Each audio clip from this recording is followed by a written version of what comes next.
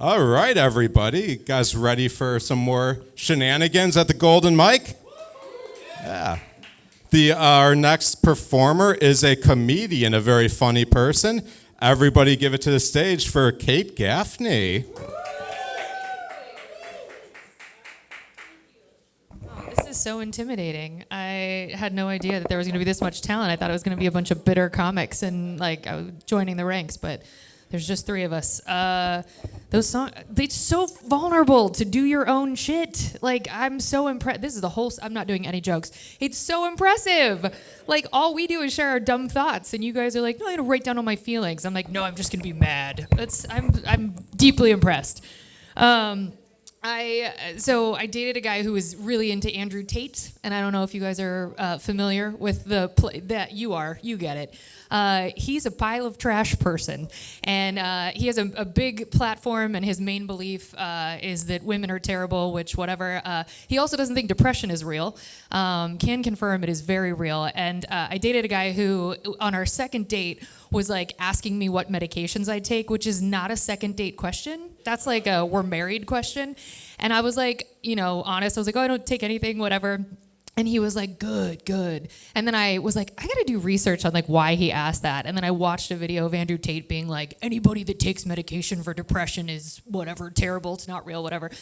And I was like, oh, I was getting interviewed for the job I didn't want when he was asking me that. And we dated for way longer than we should have, because he was also very much into polyamory, but just on his side. And he told me after the fact. And I was like, oh, I feel like it's not really a thing that I would be into. In fact, that isn't something I'm into.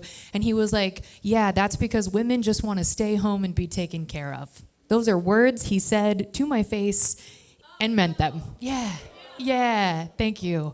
And as part of his whole depression isn't real thing, he also told me that if you do take medication for depression, that there's probably deeper issues that nobody has time to hear about. It was good. We're gonna get married, actually. We're staying committed.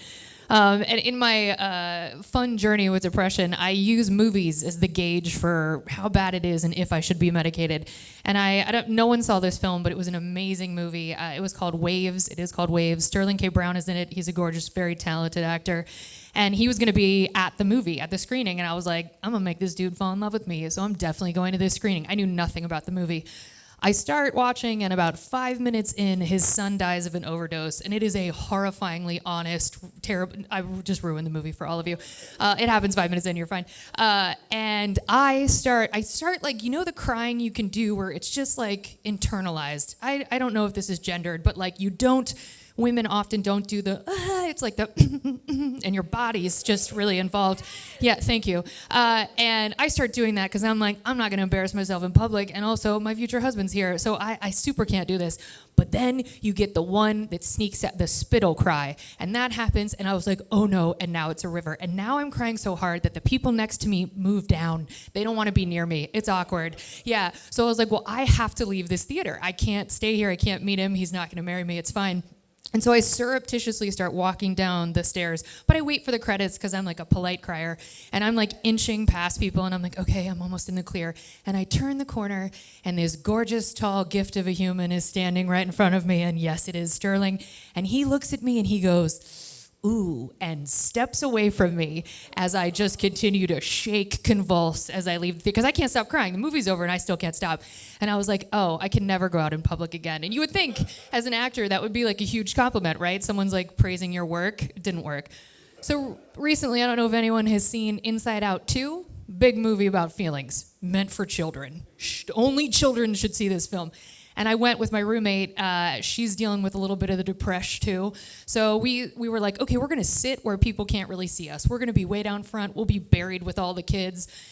And about, I don't know how long in, Amy Poehler has a line. Her character is Joy, and she has a line in the film where she says, as we age, we have less access to joy. And when I tell you, as if it were scripted, the two of us start just burst out in tears and were crying so loudly that the children in front of us who had been talking for the entire film completely shut up and turned to watch these old white women who are just sobbing at a film that they were trying to enjoy.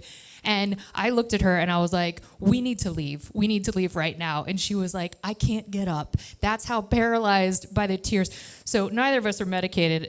If you want to date me and you're into Andrew Tate. I think I'm going to leave it there. Thanks, everybody. Thanks for having me, KP. Kate Gaffney, everybody. Hilarity. You're welcome. Well, a lot of great people have showed up. Thank you guys so much. Let's keep this party going. This is awesome.